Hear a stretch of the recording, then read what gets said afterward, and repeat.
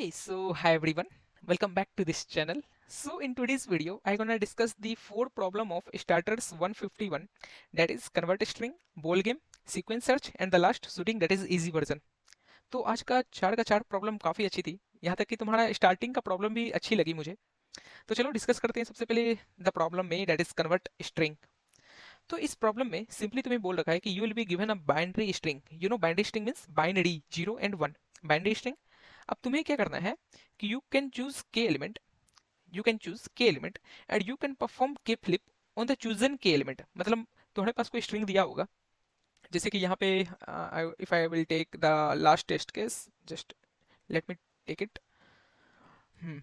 तो यहाँ पे अगर तुम्हारे पास स्ट्रिंग दिया हुआ है बाइनरी स्ट्रिंग 0, सॉरी, या तुम्हारे पास जो बाइनरी स्ट्रिंग है इसमें है तुम्हारे पास 0 0 1 0 1।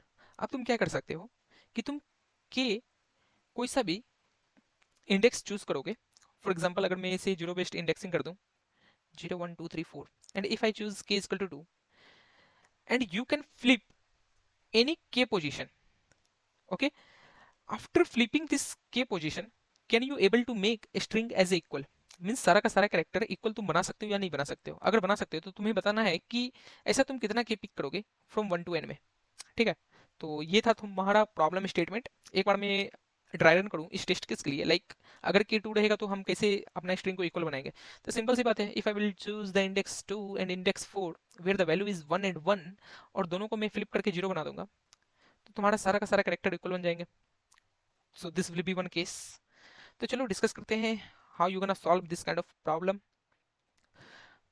तो सबसे पहले तुम बताओ, सबसे पहले तुम मुझे बताओ कि तुम क्या करोगे, एट द एंड क्या करोगे। तो भैया हम एट द एंड यही करेंगे कि एस को टोटल 0 बना देंगे, या भैया हम एट द एंड यही करेंगे कि एस को टोटल 1 1 1 1 1 बना देंगे। ठीक है, तो कैसे बनाओगे। तो भैया हम ऐसा करेंगे कि जो भी जीरो होगा, जितना भी जीरो होगा उसे एक बार वन बना के देखेंगे कि क्या सारा का सारा वन बन पा रहा है। या तो भैया हम ये करेंगे कि जितना वन होगा उसे हम सारा का सारा जीरो बना देंगे और चेक करेंगे कि like will I able to solve it और नॉट। ठीक है, तो हम क्या किए कि हम काउंट रख लिए, count of 0 and count of 1। तो हम 0 का काउंट जेड वेक्टर में रखें, मीन्स जेड वेरिएबल में रखें, एंड 1 का काउंट ओ वेरिएबल में रखें। तो तुम्हारा 0 का काउंट है 3 एंड 1 का काउंट है कितना है बोलो, 2। अब भैया हम क्या किए कि फोर आई इजकल टू 1 से लेकर एन तक लूप चलाएं और सारा पॉसिबिलिटी देख लिए कि अगर मेरा के 1 रहेगा तो क्या हम बना सकते हैं, अगर मेरा के 2 रहेगा तो बना सकते हैं, अगर मेरा के 3 रहेगा तो क्या हम बना सकते हैं, और अगर मेरा के 4 रहेगा तो बना सकते हैं, और अगर मेरा के 5 रहेगा तो बना सकते हैं। तो हम अब कैसे करेंगे।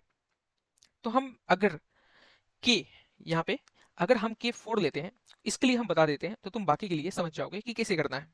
तो अगर मान लो के 4 होता है, अब क्योंकि के 4 होता है, यहाँ से ध्यान से सुनना, क्योंकि तुम्हारे पास ऑपरेशन है 4, तुम्हें 4 इंडेक्स चूज करना है सच दैट उन चारों इंडेक्स को फ्लिप करना है, 0 को 1 बनाना है और 1 को 0 बनाना है, और ये चीज करके बताना है कि like will you able to make the string equal और नॉट। तो अगर हम के 4 लेते हैं, तो इधर से तुम बताओ कि तुम्हारे पास दो केस बनता है कि या तो तुम सारा का सारा स्ट्रिंग को 0 0 0 0 बनाना चाहते हो, या तो तुम सारा कैरेक्टर को 1 1 1 1 1 1 बनाना चाहते हो। ठीक है, तो अगर मान लो हम बोलते हैं कि मुझे एक पॉसिबिलिटी है कि सारा कैरेक्टर को अगर हम 0 0 0 0 बनाते हैं तो कैसे बनाएंगे। अब क्योंकि सारा कैरेक्टर को 0 बनाना है, तो इसका मतलब हमको इस 1 को चेंज करना पड़ेगा 0 में। बोलो मानते हो कि नहीं मानते हो। मतलब यहाँ पे सारा कैरेक्टर 0 बनाना है तो ये सब तो ऑलरेडी 0 बन रखा है, ये दो कैरेक्टर को पकड़ के मुझे पहले 0 बनाना पड़ेगा। तो ये दो कैरेक्टर को अगर हम पकड़ के 0 बनाएंगे तो तुम्हारे पास के कितना है, 4। तो ये दो कैरेक्टर को पकड़ेंगे तो इसका मतलब तुम्हारे पास के अब घट के दो बचेगा। मीन्स के इनिशियली 4 था, हम ये दो वन कैरेक्टर को पकड़े और इसे 0 बना दिया, ये दो वन कैरेक्टर को पकड़े और 0 बना दिए। तो यहीं से हम देखें कि वन कैरेक्टर कितना था, 2 है, तो उसको 0 बनाने के लिए कितना ऑपरेशन लगेगा, जितना वन कैरेक्टर होगा। तो यहाँ पे वन कैरेक्टर है तुम्हारा 2, तो के -2 कर देंगे। तो के था इनिशियली 4, अब उसमें -2 करेंगे तो तुम्हारा के बन जाएगा अब 2। बोलो, अब तुम्हारे पास के 2 बचा है और तुम्हारा सारा कैरेक्टर 0 0 0 0 0 बन चुका है। तो इस 2 को अब फर्दर यूज करना पड़ेगा ना, तो इसको हम कैसे करेंगे। तो सिंपली तुमको प्रॉब्लम में ये भी बोल रखा है कि तुम जिस कैरेक्टर को चूज किए हो उस पर तुम दोबारा तिबारा मीन्स कितना भी बार ऑपरेशन कर सकते हो। तो हम इस दो को यूज करके इसे जीरो से वन बनाएंगे, फिर वन से वापस जीरो कर देंगे। कोई सा भी कैरेक्टर जो चूज किए होंगे उसे हम जीरो बनाएंगे, जीरो से वन बनाएंगे और वन से जीरो बना देंगे, ताकि ये दो मेरा यूटिलाइज हो पाए। तो देखो, with four operation we able to make the each character of my string equal. बोलो, तो के इक्वल टू फोर एक आंसर मेरा हो सकता है। अच्छा भैया, क्या हम सारा को वन बना सकते हैं? तो हमको नहीं पता भाई बना सकते कि नहीं बना सकते, बट चलो हम चेक करते हैं कि क्या बना सकते हैं कि नहीं बना सकते। अगर मेरा के चार है तो सारा को हम वन बना सकते हैं या नहीं बना सकते, चलो चेक करते हैं। तो वन बनाने के लिए तुमको अब किस कैरेक्टर पे ऑपरेशन करना पड़ेगा? तो वन बनाने के लिए मुझे जितना भी जीरो होगा उस पे ऑपरेशन करना पड़ेगा। तो मेरे पास काउंट ऑफ जीरो है थ्री, दैट इज इस पे और इस पे और इस पे ऑपरेशन करना पड़ेगा। तो मेरा अभी के चार था, तो उन तीन पे ऑपरेशन करेंगे तो मेरा अब के बचेगा वन, मेरा के बचा वन। अब तुम्हारे पास क्योंकि के एक ही करेक्टर है और सारा का सारा करेक्टर तुम्हारा वन बन चुका है, फिर से सुनो, तुम्हारे पास क्योंकि के अब एक ही बचा है और सारा का सारा करेक्टर वन बचा है, अब तुम बोलो इस के को कैसे तुम यूटिलाइज करोगे ताकि तुम्हारा string as it is one ही रह जाए? There is no any option my brother, there is no any option. Why? Because तुम अगर इस के को किसी भी करेक्टर के लिए यूज करोगे तो वो वन से वापस जीरो बन जाएगा। बोलो, तो इससे तुम क्या समझ रहे हो? इससे भैया हम यही समझ रहे हैं कि अगर हम क्या करेंगे कि मेरे पास जितना भी के होगा, जितना भी के होगा, तो हम देख लेंगे कि अगर काउंट ऑफ जीरो या काउंट ऑफ वन में से कोई सा भी, ये दोनों या कोई सा भी छोटा है, तो हम उसको माइनस करेंगे। जैसे मान लो यहाँ count of one that is two is less than equal to K है, तो हम के में से उतना माइनस कर देंगे। तो के में से हम माइनस किए टू, तो के था फोर, फोर में माइनस टू किए तो बचा के मेरा टू, के डैश बचा मेरा टू। अब देख लेंगे कि ये अगर इवन है तो हाँ यार हम बना सकते हैं गिवन के से सारा का सारा करेक्टर इक्वल। अगर ये ओड है तो नहीं बना सकते, इफ ओड तो नो। बस this was the logic behind this problem. तो एक बार मैं इसका कोड दिखाता हूँ, let me show you my code. तो सबसे पहले मैं इनपुट लिया हूँ N, that is the size of string. फिर ये तुम्हारा स्ट्रिंग है, ये इनपुट लिया हूँ। फिर दो वेरिएबल बनाया हूँ, वन एंड जीरो। ये वन रखेगा कि count of one in the given string, ये जेड रखेगा count of zero in the given string. फिर ये जो लूप चलाया हूँ बस ये चेक किया हूँ कि कितना जीरो है और कितना वन है। ठीक है, अब ये तुम्हारा आंसर है, जो तुम्हारा फाइनल आंसर है कि किस किस के लिए तुम्हारा आंसर बन पा रहा है। तो हम लूप चलाए हैं के इक्वल टू वन से एन तक और देख रहे हैं सारा पॉसिबिलिटी। तो हम देख रहे हैं कि अगर मेरा one less than equal to K है एंड के में से वन माइनस कर दो, तो K minus one mod two equal to zero है, मतलब ये रिमाइंडर इवन है। तो हाँ यार, ये वन से हम बना सकते हैं, मीन्स ये गिवन के से हम बना सकते हैं। अगर ये गिवन के से one means zero, total zero नहीं बना सकते, मीन्स वन पे ऑपरेशन करके नहीं बना सकते हैं, तो हम एल्स कंडीशन में आएंगे और देखेंगे कि क्या हम जीरो ऑपरेशन करके बना सकते हैं। तो जीरो ऑपरेशन करके कैसे बनाएंगे कि देखेंगे पहले कि count of zero should be less than equal to K and the remainder should be even.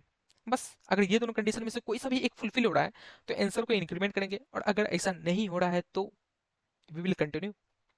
तो फाइनली ये तुम्हारा आंसर में सारा पॉसिबिलिटी चेक करके हर एक के लिए ये आंसर निकालेगा और तुम सिंपली इसे आउटपुट कर देना। सो बस this was the simple code for the problem है। आई होप तुम्हें समझ में आया होगा। अभी भी कुछ भी डाउट है then you can ask in a comment section, I will surely reply you.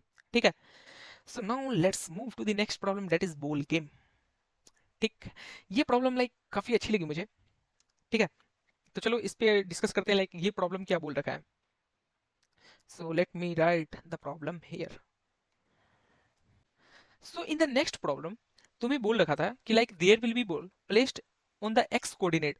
तो इसे मैं अगर मैं सिंपल भाषा में बोलूं तो ऐसा समझो कि तुम्हारे पास एक एक्स कोऑर्डिनेट पे बहुत सारा बॉल रखा हुआ है। ठीक है, जिसे जिसका तुम्हें डिस्टेंस दे रखा है। ठीक है, जैसे यहाँ पे तुम्हारा जीरो कोऑर्डिनेट था और यहाँ पे तुम्हें डिस्टेंस पे, कुछ डिस्टेंस पे तुम्हें बॉल का पोजीशन दे रखा था। जैसे मान लो यहाँ पे एक बॉल है और जैसे मान लो यहाँ पे दूसरा बॉल है ये। ठीक है, अब साथ ही साथ इसका पॉइंट मान लो कि लाइक ये थ्री पे है। So let me write it with a white colour कि ये तुम्हारा थ्री यूनिट पे है जीरो कोऑर्डिनेट से। ठीक है, और ये तुम्हारा जो रेड बॉल है वो फोर यूनिट पे है। ठीक है, अब बोल रखा है, तो ये तो था तुम्हारा डिस्टेंस कि लाइक कितना डिस्टेंस दूर है फ्रॉम जीरो कोऑर्डिनेट। अब साथ ही साथ बोल रखा है कि इन सभी बॉल का स्पीड कितना है। लाइक वो बॉल क्या कर रहे हैं कि अपने लेफ्ट साइड आ रहे हैं और जीरो कोऑर्डिनेट पे जाके गिर जा रहे हैं। तो अगर इसे ऐसा समझो कि तुम्हारे पास कुछ बेल्ट रहता है ना, जो घूमने वाला बेल्ट, तो वो यहाँ पे बॉल है, ये बॉल वापस मीन्स लेफ्ट साइड आके यहाँ पे गिर जा रहा है। सिमिलरली नेक्स्ट बॉल आ रहा है और यहाँ पे गिर जा रहा है। बट कंडीशन दे रखा है कि अगर इस बॉल का स्पीड, तुम ऐसे समझो कि इस बॉल का जो फर्स्ट बॉल है उसका स्पीड वन मीटर या फिर 1 यूनिट पर सेकेंड हो और उसके पीछे वाला बॉल का स्पीड 5 मीटर पर सेकेंड हो या 5 यूनिट पर सेकेंड हो, तो ऑब्वियस सी बात है कि यार अगर इसे आना है तो ये तो स्लोली आएगा, क्योंकि 1 यूनिट पर सेकेंड है या 1 मीटर पर सेकेंड है फर्स्ट बॉल का स्पीड और सेकंड बॉल का स्पीड 5 मीटर पर सेकेंड है। तो 5 मीटर पर सेकेंड वाला बॉल आके फर्स्ट बॉल से टकराएगा। तो इस कारण क्या होगा कि ये दोनों बॉल आपस में कोलाइड करके एक वन न्यू बॉल बन जाएगा। मीन्स ये दोनों बॉल आपस में कोलाइड होगा और एक नया बॉल बन जाएगा। अब ये नया बॉल का स्पीड क्या होगा पता है? ये जो तुम्हारा प्रीवियस जो लास्ट बॉल था 5 मीटर पर सेकेंड उसके बराबर हो जाएगा। तो फाइनली तुमको यहाँ पे क्या बताना है कि how many ball will fall at the zero coordinate, यहाँ पे कितना बॉल फॉल होगा। अब ऐसा नहीं है कि यहाँ पे दो बॉल जाके कोलाइड हुआ तो ये दोनों बॉल हम काउंट करेंगे, नहीं। अगर दोनों बॉल कोलाइड हो गया तो उन दोनों को हम as a one ball count करेंगे। अगर तीन बॉल कोलाइड होता है तो तीन को as a one ball count करेंगे। ठीक है, तो ये था तुम्हारा problem statement. Now let's move like how we gonna approach to its solution. ठीक है, तो एक बार मैं तुम्हें ये टेस्ट केस भी दिखा दूं। लाइक मैं जो टेस्ट केस कॉपी किया हूँ थर्ड टेस्ट केस, उससे मैं समझा दूं, लाइक ताकि तुम्हें अच्छे से समझ में आ पाए। ठीक है, तो अगर देखोगे यहाँ पे गौर से तो क्या हो रहा है एक्चुअली में कि एक तो तुम्हारे पास 3 यूनिट दूर एक बॉल पड़ा था व्हाइट बॉल, 4 यूनिट दूर एक रेड बॉल पड़ा था, फिर 8 यूनिट दूर तुम्हारे पास एक ग्रीन बॉल पड़ा है, और सिमिलरली 12 यूनिट दूर, let me write it with red pen only, फिर तुम्हारे पास 12 यूनिट दूर एक रेड बॉल अगेन पड़ा हुआ है। ठीक है, कोई दिक्कत नहीं। अब इन सभी का स्पीड भी दे रखा है कि लाइक ये सब अपने पीछे की ओर कितना स्पीड से जा रहा है। तो अगर मैं फर्स्ट बॉल का बात करूं तो इसका स्पीड है 1। सिमिलरली अगर मैं सेकंड बॉल का बात करूं डेट इज जो 4 यूनिट दूर है इसका स्पीड है 2। सिमिलरली अगर मैं थर्ड बॉल का बात करूं तो इसका स्पीड है तुम्हारा 4। एंड अगर मैं लास्ट बॉल का बात करूं तो तुम्हारा इसका स्पीड है 5। तो तुम पढ़े होगे एक फॉर्मूला, कौन सा, कि speed equal to distance upon time. तो यहां से तुमको क्या पता चलता है कि time time equal to distance upon speed. बोलो, क्योंकि ये स्पीड जो है यूनिफॉर्म है, ऐसा नहीं है कि कुछ एक्सेलरेशन होकर बढ़ भी रहा है, यूनिफॉर्म है। तो टाइम तुम्हें पता चला कि ये होता है तुम्हारा डिस्टेंस अपॉन स्पीड। तो इससे क्या पता चल रहा है कि भैया इससे मेरा क्या पता चल रहा है? मेरे को पता है कि फॉर्मूला है time is equal to distance upon speed, तो इससे क्या पता चल रहा है? इससे यही पता चल रहा है कि ये जो तुम्हारा फर्स्ट बॉल है, ये जो तुम्हारा फर्स्ट बॉल है, ये कितना देर बाद, ध्यान से सुनना, ये फर्स्ट बॉल कितना देर बाद जाके जीरो कोऑर्डिनेट पे जाके गिर जाएगा, ये टाइम यही बताएगा। फॉर एग्जांपल अगर मैं फर्स्ट बॉल का टाइम निकालूं तो तुम्हारा टाइम आता है, let me make it here time vector, तो तुम्हारा यहाँ पे टाइम आता है distance upon speed that is 3। बस 3 सेकंड बाद ये तुम्हारा बॉल गिर जाएगा जाके। ठीक है, अगर मैं सेकंड बॉल का टाइम निकालूं तो तुम्हारा कितना आएगा टाइम? तो सेकंड बॉल का टाइम आएगा तुम्हारा डिस्टेंस अपॉन स्पीड, यहाँ पे डिस्टेंस है 4, स्पीड है 2, तो तुम्हारा 4/2 आएगा 2। अब तुम मेरे को एक बात बताना, बस मैं जानना चाहता हूँ कि फर्स्ट बॉल कितना सेकंड बाद गिर रहा है? 3 सेकंड बाद। सेकंड बॉल कितना सेकंड बाद गिर रहा है? 2 सेकंड बाद। तो क्या फर्स्ट और सेकंड बॉल आपस में कोलाइड होगा? बोलो बोलो, कोलाइड होगा? हाँ भैया होगा। क्यों होगा? क्योंकि यार ऑब्वियसली यार सोचो कि तुम्हारा फर्स्ट बॉल था वो धीरे धीरे जा रहा था और सेकंड बॉल आया कस के, और वो बोल भी रहा है यहाँ पे कि मैं 3 सेकंड बाद गिरूंगा जाके, ये बोल रहा है कि मैं तो 2 ही सेकंड बाद गिरूंगा। अब क्योंकि इसके आगे वो स्लोली 3 सेकंड जा रहा था तो ये तो सिंपली 3 सेकंड जा रहा होगा, पीछे से आया वो इससे टकराया गया होगा और ये दोनों मिलके एक वापस एक नया बॉल बन गया होगा जिसका स्पीड क्या होगा? 2 यूनिट पर सेकंड। और ये 2 सेकंड बाद ही वहां पे जाके गिरेगा। बोलो, कोई दिक्कत नहीं? मीन्स ये दोनों बॉल आपस में कोलाइड हुआ होगा तब भी इसका स्पीड तो 2 यूनिट होगा, और साथ ही साथ ये आपस में कब गिरेगा? 2 सेकंड बाद ही गिरेगा।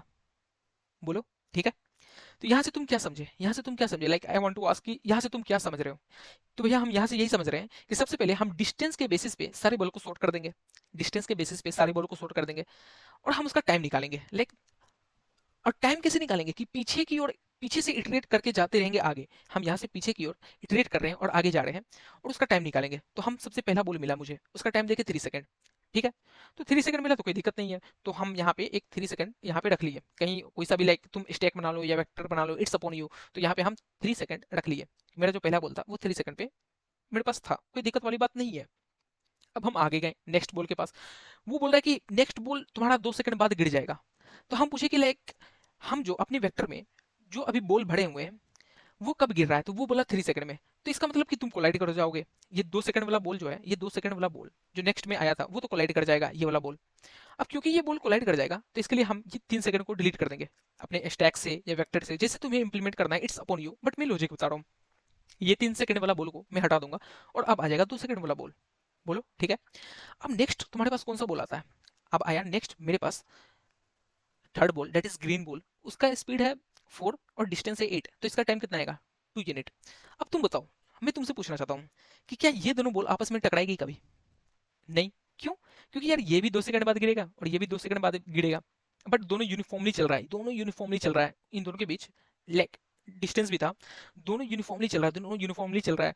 और जब जीरो कोऑर्डिनेट पे पहुंचा होगा, गिरा होगा, तभी जाके दोनों टकराया होगा, बट मेरे को उससे मतलब नहीं है, उससे पहले कहीं कहीं टकराया नहीं टकराया, तो मतलब इसको भी हम एज इट इज लेके चलेंगे।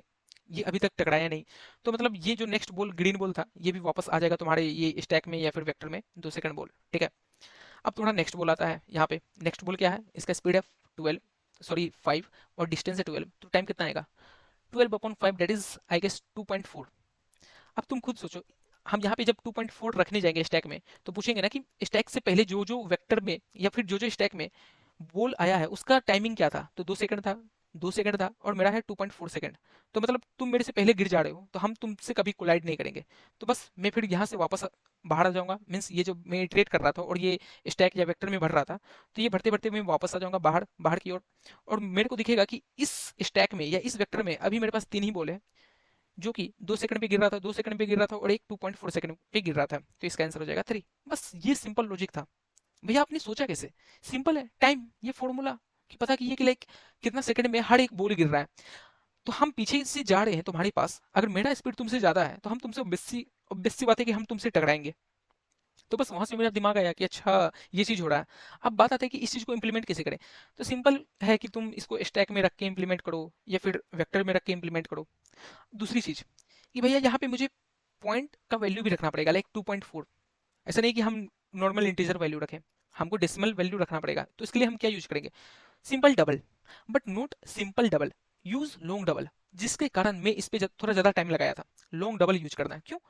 क्योंकि यार जब मैं, आई थिंक तुम्हारा ये टेस्ट केस था, ये बड़ा सा टेस्ट केस, इसके लिए जब मैं डिवाइड कर रहा था, तो नॉर्मल डबल से थोड़ा वैल्यू एग्जैक्ट नहीं आ रहा था, तो मुझे लॉन्ग डबल लेना पड़ा ताकि एक्यूरेट वैल्यू की तरफ आ पाए। ठीक है।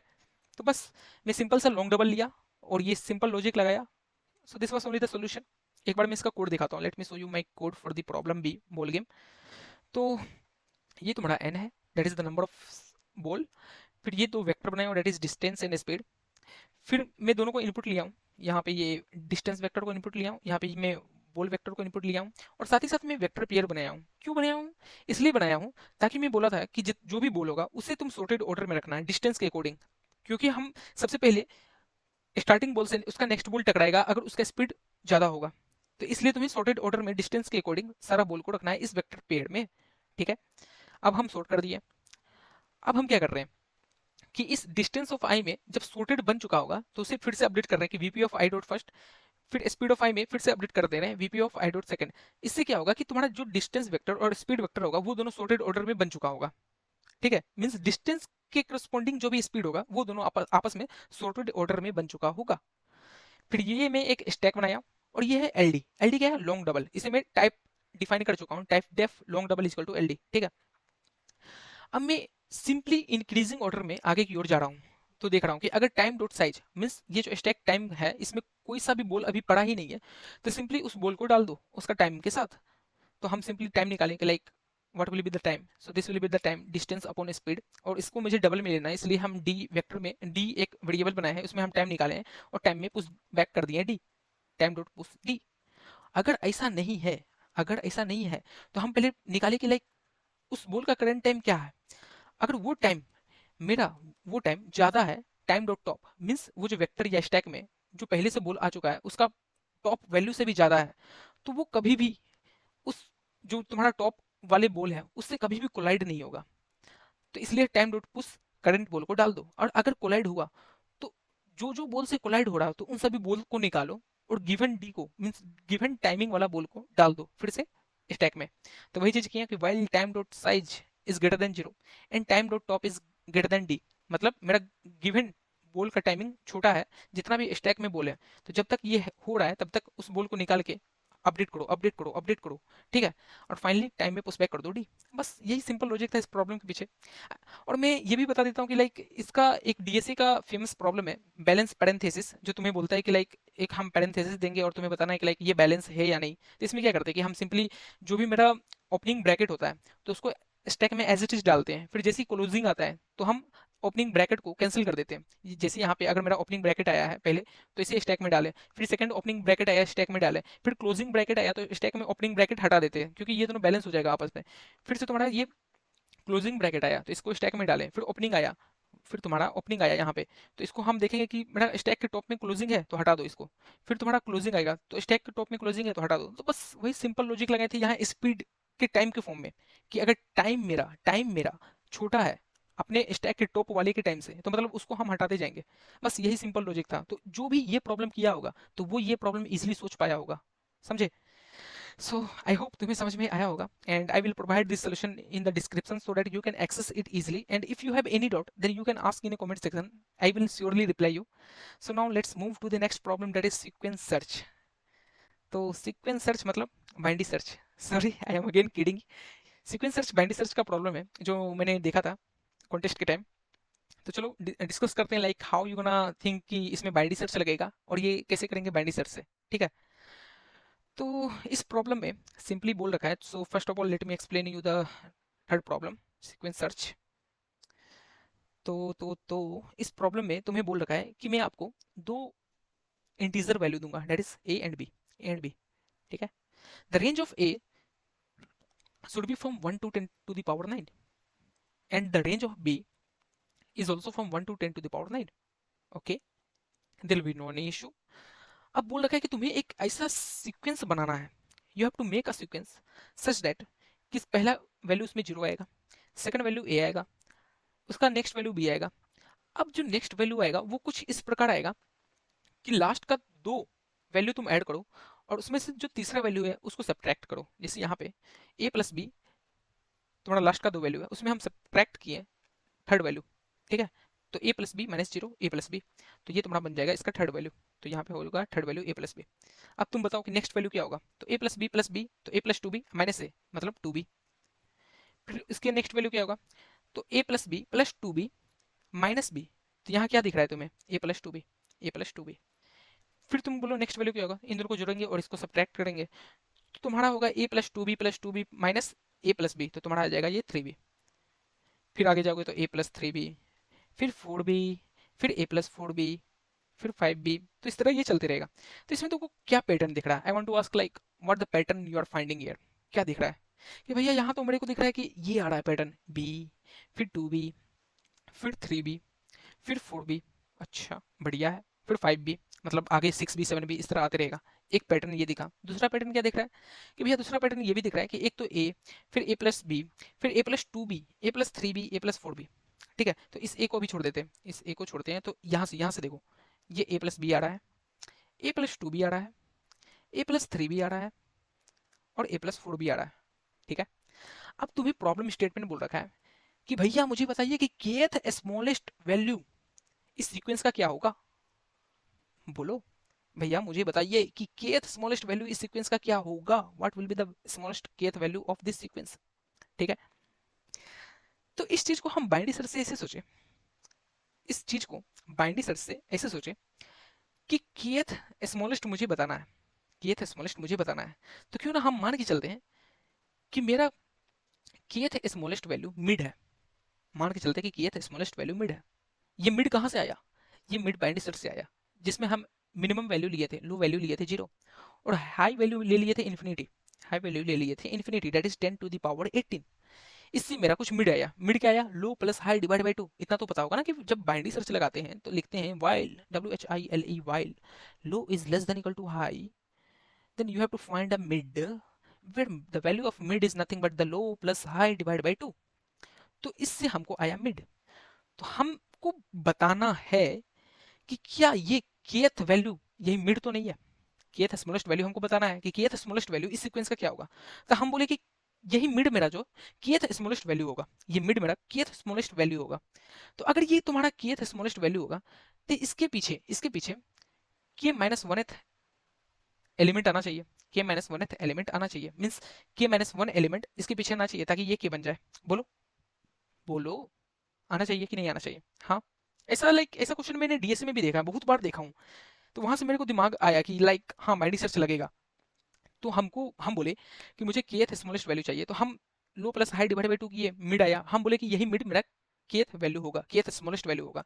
तो हम बोले कि ठीक है, ये मिड अगर मेरा kth स्मॉलेस्ट वैल्यू होगा, तो इससे पीछे पूछते हैं कि कितना एलिमेंट आ रहा है एक्चुअली में। तो इससे पूछे कि total number of k less than equal to mid, less than equal to mid, ये चीज कैलकुलेट करना है तो कैसे करेंगे? तो सिंपली हम देख लिए कि तुम्हारा जो पैटर्न में क्या क्या दिख रहा है, एक बी है, एक टू बी है, एक थ्री बी है, तो फोर बी है और फाइव बी है।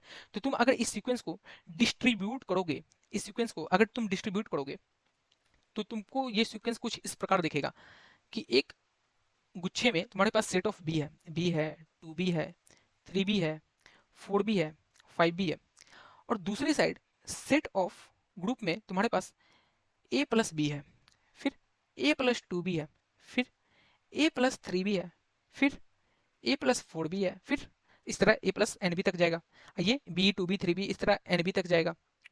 और तुम्हारे पास तीसरी साइड एक सिंपली ए बैठा हुआ है और चौथी साइड जीरो बैठा हुआ है। बोलो, ये अगर सीक्वेंस को हम ग्रुप में बांट दें, तो यही है ना कि एक ग्रुप में B two B three B four B five B है, दूसरे ग्रुप में A plus B, A plus two B, A plus three B, A plus four B, तीसरे ग्रुप में सिंपल ए है और चौथे ग्रुप में जीरो है।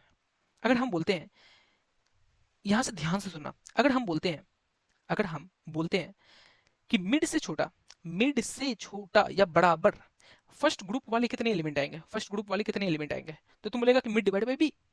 बोलो बोलो बोलो, बी मान के चलते हैं कि टू है, तुम्हारा मिड है 11 11, तो ये जो फर्स्ट ग्रुप बी है ये कितने आएंगे, तो 11 divide by two that is 5, 5 आएंगे, कैसे, 2 आएंगे, फिर टू बी 4 आएंगे, 6 आएंगे, 8 आएंगे, 10 आएंगे, देखो 5 आए कि नहीं आए? बोलो। ठीक है, तो हम निकाले कि फर्स्ट ग्रुप वाले मिड डिवाइड बाई बी आएंगे, मिड डिवाइड बाई बी आएंगे। फिर हम देखें कि सेकंड ग्रुप वाले कितने एलिमेंट आएंगे, तो सेकंड ग्रुप वाले कितने एलिमेंट आएंगे, तो इसका nth वैल्यू क्या आ रहा है तुम्हारा ए प्लस एन बी, तो A plus N B less than equal to mid होना चाहिए। तो तुम्हारा एन जो है less than equal to mid mid mid mid minus A divide by B, तो मतलब सेकंड ग्रुप वाले इतना आएंगे, mid minus A divide by B. ठीक है, थर्ड ग्रुप वाले कितना आएंगे, थर्ड ग्रुप वाले अगर if A is less than equal to mid तो एक आएंगे, वरना ये जीरो आएंगे। तो ये केस देखेंगे थर्ड ग्रुप वाले के लिए।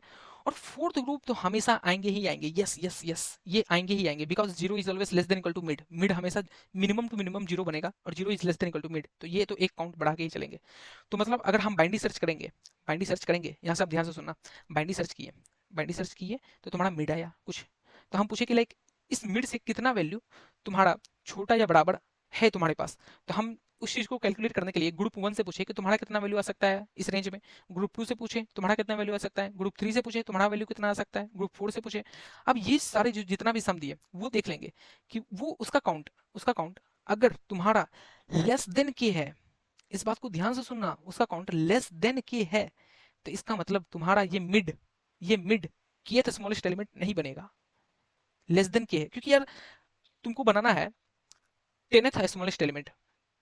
अब मिड चेक कर रहा है कि ये मिड तुम्हारा 10th स्मॉलेस्ट एलिमेंट हो सकता है, बट तुम जब चेक करने गया मींस काउंट किया, ग्रुप वन में कितना एलिमेंट है जो मिड से छोटा है, ग्रुप टू में कितना एलिमेंट है जो मिड से छोटा है, ग्रुप थ्री में कितना एलिमेंट है जो मिड से छोटा है, ग्रुप फोर में कितना एलिमेंट है जो मिड से छोटा है, तो ये बस तुम्हारे पास 5 आया।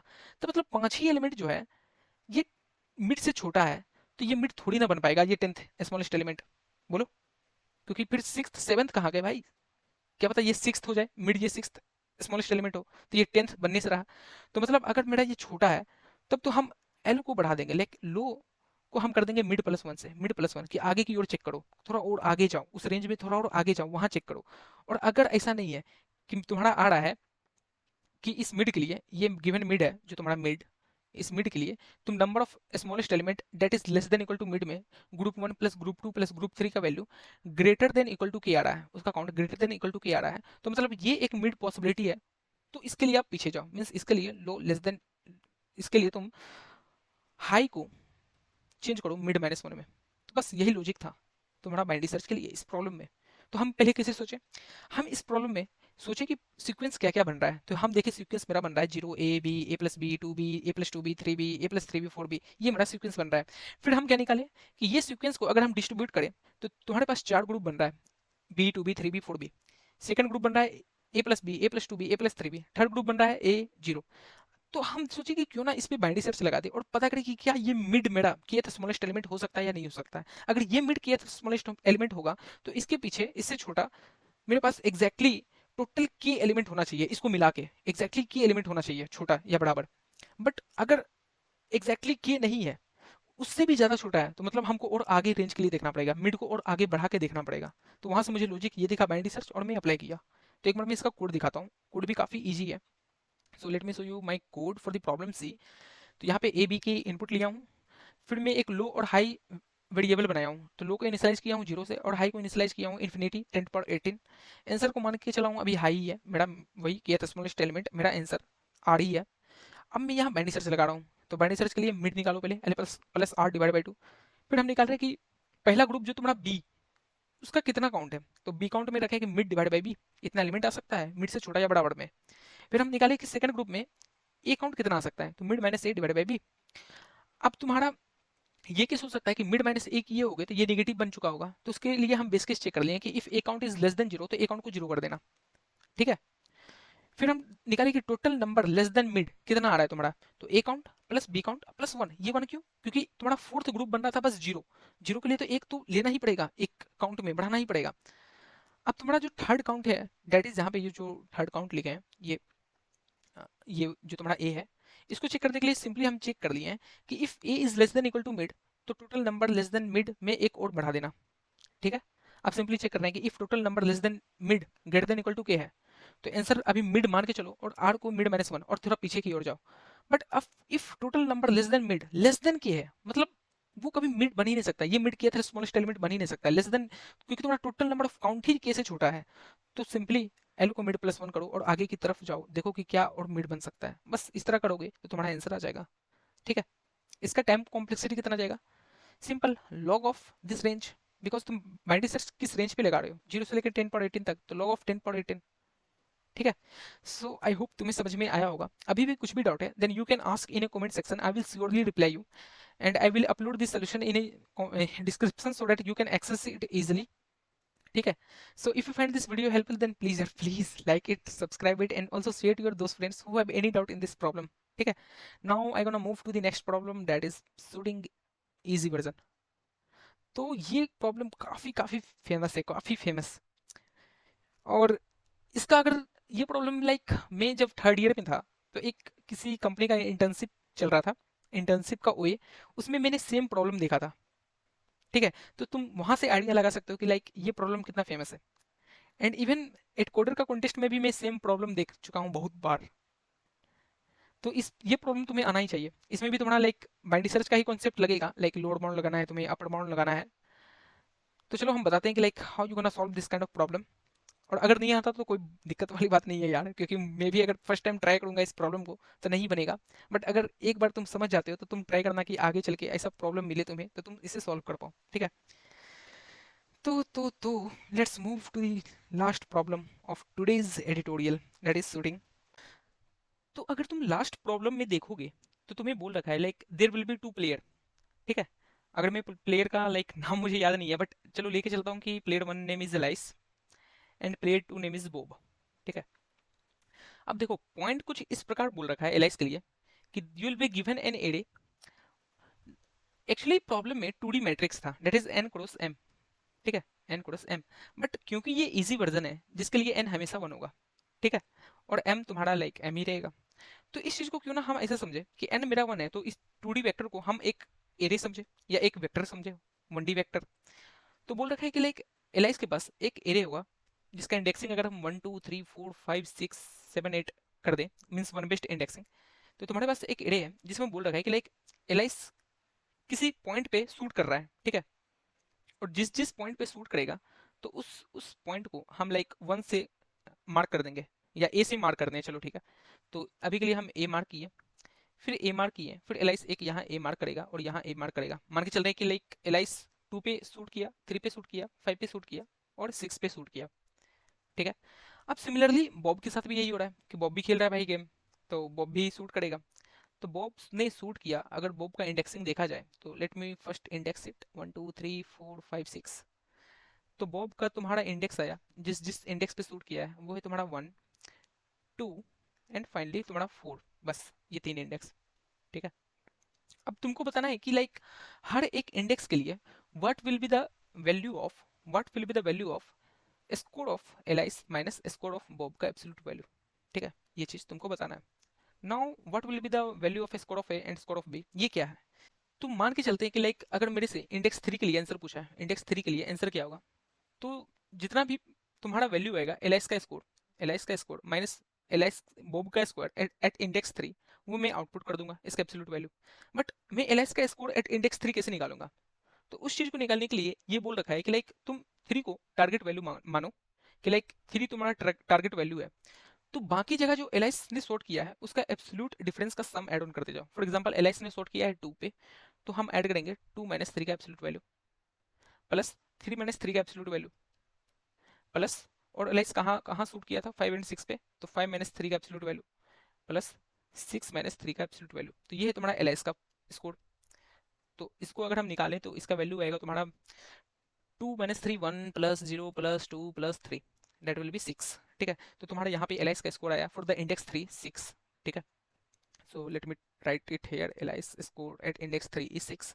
सिमिलरली तुम बोलो कि अब बॉब का स्कोर यहाँ पे क्या आएगा, बॉब का स्कोर एट इंडेक्स 3 क्या आएगा, तो 3 माइनस वन दैट इज 2, फिर 3 माइनस टू दैट इज 1, तो 2 plus one 3, and again 3 minus 4 that is 1, तो 3 प्लस वन 4, तो बॉब का स्कोर यहाँ पे आया 4। अब इन दोनों का जो एब्सोल्यूट डिफरेंस होगा 6 माइनस 4 दैट इज 2, ये तुम्हें आंसर रिटर्न करना है फॉर द इंडेक्स 3। अब इसी प्रकार तुम्हें हर एक इंडेक्स के लिए वैल्यू रिटर्न करना है कि like what will be your answer. ठीक है, तो एक अप्रोच बनता है कि क्यों ना हम ब्रूट फोर्स कर दें, कि लाइक हम इंडेक्स थ्री पे हैं तो हम स्टार्ट से इटरेट करते जाएं और देखें कि लाइक एलाइस ने जहां जहां सूट किया है उसे हम अपने आंसर में उसका एब्सोल्यूट डिफरेंस ऐड ऑन करते जाएंगे। सिमिलरली बॉब जहां जहां सूट किया होगा उसका एब्सोल्यूट डिफरेंस हम अपने आंसर में ऐड ऑन करते जाएंगे और फाइनली हम absolute difference of score of Alice minus score of Bob return कर देंगे। ठीक है, but it will going to give you TLE, it will going to give me TLE. Why? क्योंकि यार ये काफी ज्यादा है, ये 10 to the power 5 है, नहीं चलेगा। तो मुझे कुछ ऑप्टिमल सोचना पड़ेगा। तो इसमें हम ऑप्टिमल क्या सोच सकते हैं, क्या सोच सकते हैं बताओ?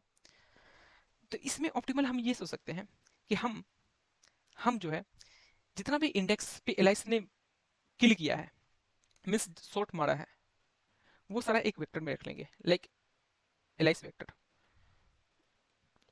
इसमें हम क्या क्या रख रहे हैं कि जहां जहां एलाइस ने शूट किया है, two, three, five and six, एक एलाइस वेक्टर में रख लेंगे। सिमिलरली बॉब भी अपने पास रखेगा, वो अपना आंसर निकालेगा।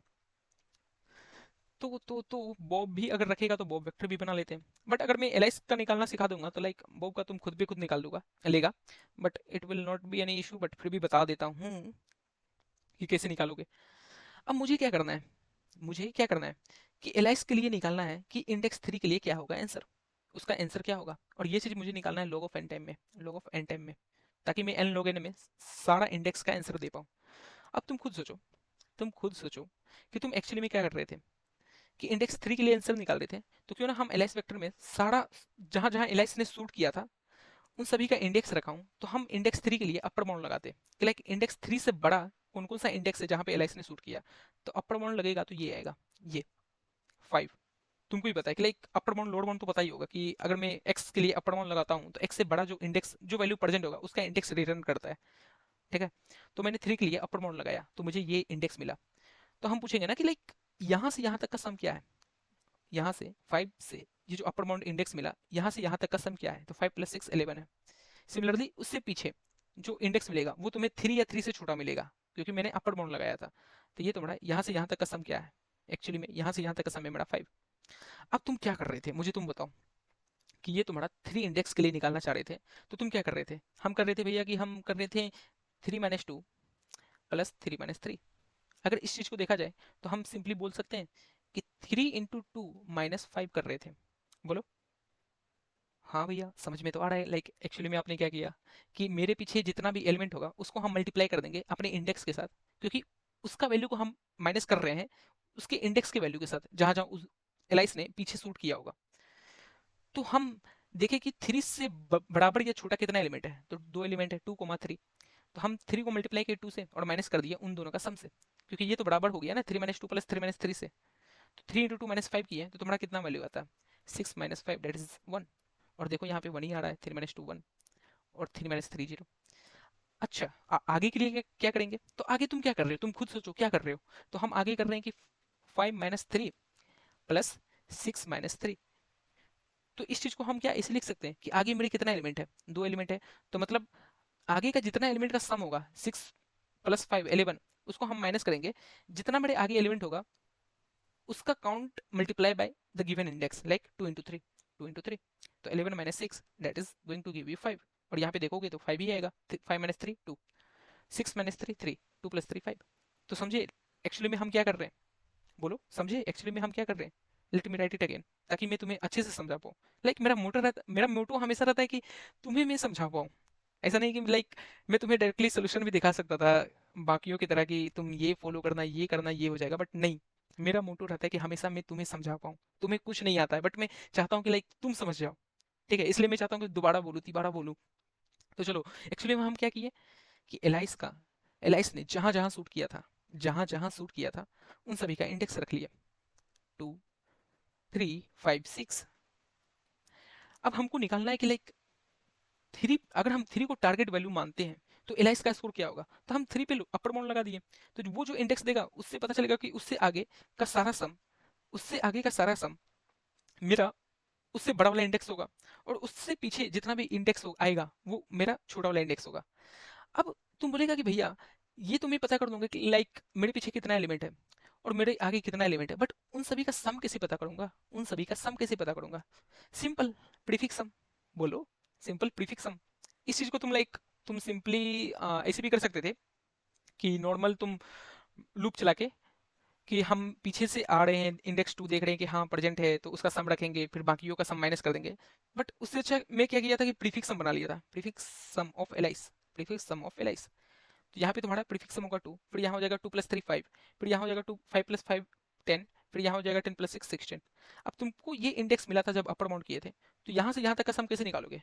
Simply 16 - 5 that is 11। बोलो। और इससे पीछे का सम कैसे निकालोगे? तो तुम्हारे पीछे जो भी प्रीफिक्स सम होगा वो, तो यहाँ पे 5, क्योंकि तुम्हारे पीछे जो इंडेक्स आ रहा है, तुम्हारे जो पीछे ये पीछे इंडेक्स आ रहा है, ये कहाँ आ रहा है? ये 5 पे, तो यही प्रीफिक्स सम होगा ना 5। तो इस तरह तुम सम निकालोगे, कितना एलिमेंट है वो निकालोगे, उससे तुम्हारा एलएस का स्कोर पता चल जाएगा। एलएस का स्कोर पता चलेगा तो हम बोब का भी स्कोर उसी तरह निकाल नहीं सकते हैं? हाँ भैया, निकाल सकते हैं। अब तुमको एलएस का स्कोर बोब का स्कोर मिल जाएगा, तो उसका एब्सोल्यूट डिफरेंस ही तो तुम्हारा उस इंडेक्स के लिए आंसर होगा, जो तुम्हारा यहाँ 3 इंडेक्स के लिए हम निकाल रहे थे उसके लिए आंसर होगा कि नहीं होगा? हाँ होगा। बस यही लॉजिक था। और ये लॉजिक हम बोलते हैं लाइक तुम इसको रट लो, क्योंकि यार ये प्रॉब्लम हम फर्स्ट टाइम नहीं देखे हैं। ये प्रॉब्लम हम एटकोडर का कॉन्टेस्ट में काफी बार देख चुके हैं। ये प्रॉब्लम हम उस कंपनी का नाम नहीं लेना चाहेंगे, but that company is bank, उसका ओए में यही सेम प्रॉब्लम आया था। ठीक है, तो ये प्रॉब्लम का लॉजिक तुम रट लो या समझ लो, जैसे भी करना है, बट इजी है, क्योंकि मैं काफी अच्छे से तुम्हें समझाया हूँ कि लाइक क्या हो रहा है, ताकि आगे चल के ये प्रॉब्लम तुम्हें मिले तो तुम इसे सॉल्व कर पाओ। ठीक है, तो चलो इस बार मैं इसका कोड दिखाता हूँ। Let me show you my code for the last problem. तो ये रहा तुम्हारा प्रॉब्लम शूटिंग इजी वर्जन, कि मैं सबसे पहले एन और एम लिया हूँ। तो एन तो तुम्हारा 1 है, तो उसको हम मान के चले यूजलेस, कोई काम का नहीं है। और ये तुम्हारा एम है, इसको मैं एन मान के चलाऊँ कि एक वेक्टर बनाऊंगा एन साइज का। फिर ये तुम्हारा वेक्टर है ए ऑफ साइज n+1। मैं फिर ए ऑफ आई ले रहा हूँ। फिर देख रहा हूँ कि अगर ए ऑफ आई 1 है तो मतलब फर्स्ट प्लेयर ने उस इंडेक्स पे शूट किया है। तो दो वेक्टर भी बनाया हूँ, that is alias and Bob. फिर देख रहा हूँ कि if A of I is 1 मतलब एलाइस ने उस इंडेक्स पे शूट किया है। If A of I is 2 मतलब बॉब ने उस इंडेक्स पे शूट किया है। If A of I is 3 तो ये प्रॉब्लम में बोल रखा है कि दोनों ने शॉर्ट किया है, एलएस ने भी उस इंडेक्स पे शॉर्ट किया है, बॉब ने भी उस इंडेक्स पे शॉर्ट किया है। फिर मैंने बोला था कि प्रीफिक्स सम बना लेना एलएस और बॉब का, ताकि ये तुम्हें हेल्प करेगा कि तुम्हें उस रेंज का सम निकालने में। तो बस प्रीफिक्स सम बना लिया, ये एलएस का प्रीफिक्स सम है और ये बॉब का प्रीफिक्स सम है। अब ये तुम्हारा आंसर है वेक्टर, जो तुम्हें फाइनली आंसर आउटपुट करना है हर एक इंडेक्स के लिए। अब ये जो तुम्हारा लॉजिक है, यही है तुम्हारा बाइनरी सर्च का लॉजिक। ये तुम्हारा लॉजिक है, ये बाइनरी सर्च का लॉजिक है कि हम कैसे क्या कर रहे हैं। तो ये तुम्हारा एलाइस काउंट, कि फाइनली तुमको क्या आउटपुट करना है आंसर में, absolute difference between the Alice's count minus Bob count. ठीक है, तो हम सबसे पहले एलाइस का इंडेक्स निकाल रहे हैं, तो अपर बाउंड लगाएंगे।